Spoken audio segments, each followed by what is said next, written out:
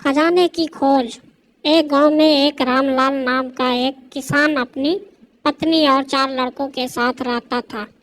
रामलाल खेतों में मेहनत करके अपने परिवार का पेट पालता था, लेकिन उसके चारों लड़के आलसी थे, जो गांव में वैसे ही इधर उधर घूमते रहते थे।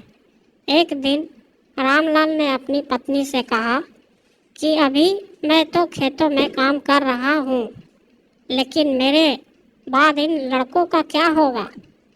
उन्होंने तो कभी मेहनत भी नहीं करी, ये तो कभी खेत में भी नहीं गए। रामलाल की पत्नी ने कहा कि धीरे धीरे ये भी काम करने लगेंगे। समय बीतता गया और रामलाल के लड़के कोई काम नहीं करते थे। एक बार रामलाल बहुत बीमार पड़ गया। वह काफ़ी दिनों तक बीमार ही रहा। उसने अपनी पत्नी को कहा कि वह चारों लड़कों को बुलाकर लाए।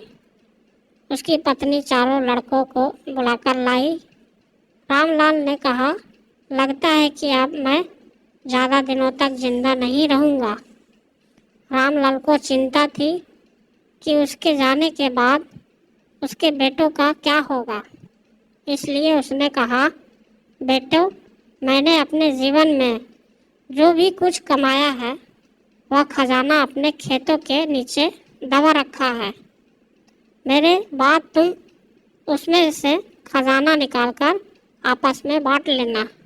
यह बात सुनकर चारों लड़के खुश हो गए। कुछ समय बाद रामलाल की मृत्यु हो गई।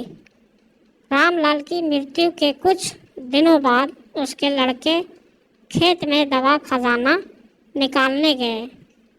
उन्होंने सुबह से लेकर शाम तक सारा खेत खोद दिया, लेकिन उनको कोई भी खजाना नजर नहीं आया। लड़के घर आकर अपनी माँ से बोले, माँ, पिताजी ने हमसे झूठ बोला था। उस खेत में हमें कोई खजाना नहीं मिला।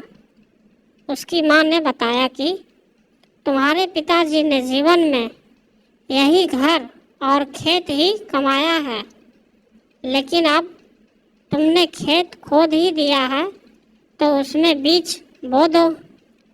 इसके बाद लड़कों ने बीज बोए और माँ के कहे अनुसार उसमें पानी देते गए।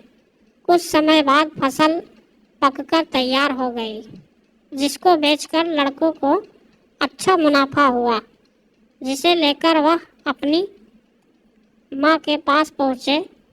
माँ ने कहा कि तुम्हारी मेहनत ही असली खजाना है।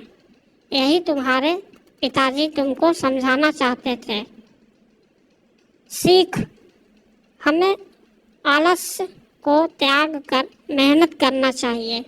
मेहनत ही इंसान की असली दौलत है। तो दोस्तों, ये कहानी आप लोगों को कैसी लगी हमें कमेंट कर ज़रूर बताएं, और आप हमारे चैनल पर नए हो तो चैनल को सब्सक्राइब ज़रूर करके रखें। आप लोग सब्सक्राइब नहीं करते हैं दोस्तों, तो आप लोग ज़रूर सब्सक्राइब करें। इस तरीके के रोज़ डेली अपडेट वीडियो आता है इस चैनल पे। तो वीडियो देखने के लिए बहुत बहुत धन्यवाद।